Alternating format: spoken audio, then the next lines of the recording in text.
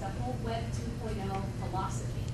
You know, Web 2.0 is really a mindset where developers said, you know, we need to actually put software together where people can collaborate. Right. Where it's developers coming in, you know, and then you have Wikipedia, right. you know, where all these people collaborate. And, you know, Wikipedia is a great example because it was one of the first Web 2.0 tools. Yeah. And so that this entire, you know, Enterprise 2.0, right. Web 2.0 is created upon the premise of Agile in many ways because developers sort of got yes. it. Yeah. You know. Yeah. Well, thank you for that. And it's something that I will now sort of learn and stay with, because I think it's also a very nice story metaphor for this, that the web is potentially a space for lots of, as we know, for lots of people to interact and engage, and so the ability to create tools that facilitate that. You know. And that's why I think tools like, you know, Facebook have blown people's mind, never thinking, you know, that a tool like Facebook would be like the #1 social space in the right. world, because people, you know, that's what it was built for. Right. So people could come together in this sort of fashion, and, you know. And if I just build on that, you see very often, I think, in organizations, the tensions between what I think of as a management mindset and the social networking approach. You know, should organizations have wikis? Because it requires a different kind of interaction and way of doing things completely. You know. It's not something you can't control, manage in that sense, right? It involves trust, and yeah. management in its little box doesn't inherently trust. Well, trust is a touchy-feely thing. It has to do with relationships, yeah. So we'd much rather put it in writing, sign the document, that sort of thing. Yeah. That really tags on to a few thoughts that I've had tonight. One, even within like CMMI at the higher, this, you know, so software development is my background. So we've got the validation process area, and validation, people think, oh, well, that's your testing group, they just do that. Like, that's validation. We've had this conversation very recently. That's a very different. That's not your testing. That is the project manager making sure we understand what the customer wants. So there's an interaction right there. So they've already, I mean, you identify it.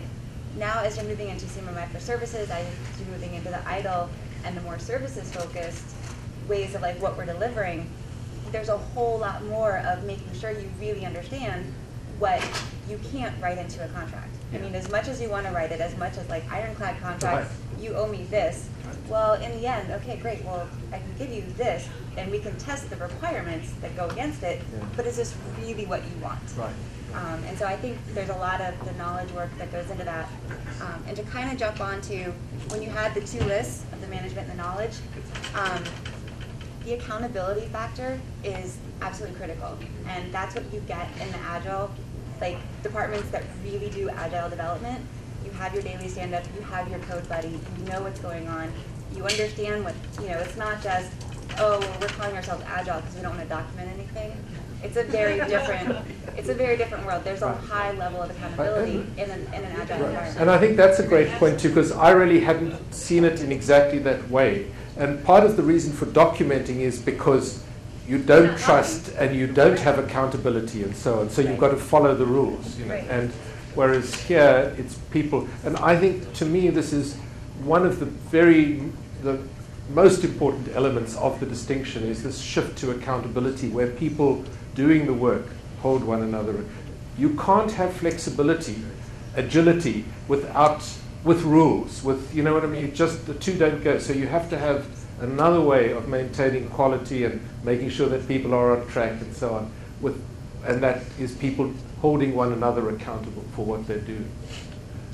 Yeah. Having read Steve Denning's latest book, Leader's Guide to Radical Management, I believe my perspective, having worked in Agile management, is it's Agile management for the broad set of business and management, far beyond just software. Right. And I think he broadly applies this to Agile principles. The challenges I have had working in Agile management in the government, trying to sell it, and also trying to sell more of your approach, which basically is enablement instead of control. Right. is that there are two high-level principles of management that still need to be held for due diligence. One is, for any organization to have a goal, you have to have a vision of what success means. Right. And the other one is, you get what you measure. Mm-hmm. The difficulty is, what do you measure? Yeah. And you know, there is this drive continuously. We got to have metrics. We got to have metrics. Right. Yeah, but what should they be that really map to what you really want in the end? Those are hard. Yeah. Hard challenges. Those are great points. I'm an agnostic, at least on the measurement thing. You see, I think measurement is a hangover from industrial era. I think we do very good work. We raise kids without measuring. You know, we don't say each day, you know, how well have you done? I want to rate you as my, you know, as a kid rate. Maybe it would help. Maybe my kid would have turned out much better if we'd done that. But I think that measurement belongs in one domain, one realm, and knowledge work is, as I say, is intensely social. And what we have to do is we have to find a way of making it work without measurement, because I think that the measurement distracts us from what's important. It depends on what you measure.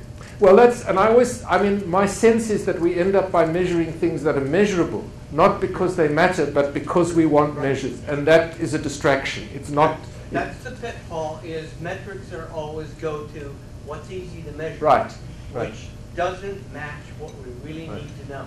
And I would, as a very radical suggestion, suggest that we should try to think about how we would manage without metrics, without all these metrics. I mean, we may have sort of general, you know, I'm not saying we don't need budgets and we don't need general plans and we don't need a general sense. We need those things.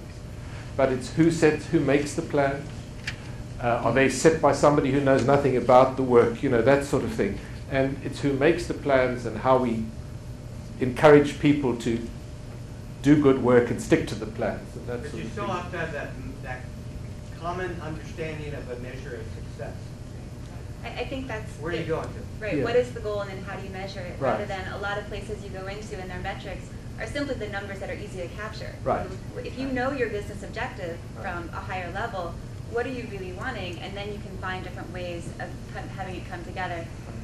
Just to throw it out there, there's a tool, COBIT, and it gives you a lot of COBIT. It's a process framework, but it gives you a lot of measures to start with, like business objectives, set it, and then set your metrics to go with it. Then the unbalanced score sheet too, that's the other part of it. Just because you can gather all these metrics, they're not the equal weight. You have to like, oh, well, we value this more than this, and so is it really a big deal if this number goes off target? Right. The unbalanced. Yeah, and I think that's an important consideration because the numbers themselves don't tell us that. We've got to constantly make meaning of the numbers and what and what matters and what doesn't. And then the question is whose views count. That sort of thing. Yes. I just want to extend that conversation, going from traditional to agile. Definitely, what it's brought is it takes a whole team to decide from that vision how we're going to implement things. Right. It decreases the scope, so it's manageable. And when the teams are together, ideally, they don't have the other distractions that you would have if you're on a year-long effort and you have long all-day conferences and so on and so forth. You have a 2-3 week duration effort where the team as well as the stakeholders decide up front what is of value. And really those are the metrics that come out, and if you're not able to achieve them within the 3-week period, the bottom line is the team with the stakeholders sets those values and determines if they've been achieved or not. Right. Well, I like that too, because to me, if I again come back to this comparison or contrast between factory work was totally impersonal. We didn't know who the customer was. You know, it was mass production for an unknown customer at the end of the line, through a wholesaler, through a retailer. Somewhere down the line was a customer. But knowledge work is mostly very different, and it's personal. It's tailored. We are personally invested in what we do. And so it is our work, and I think we look at that both ways. We recognize it as a personal responsibility and commitment, and we recognize that it takes a number of us to get it done. And so you want that commitment from the group and the accountability within the group.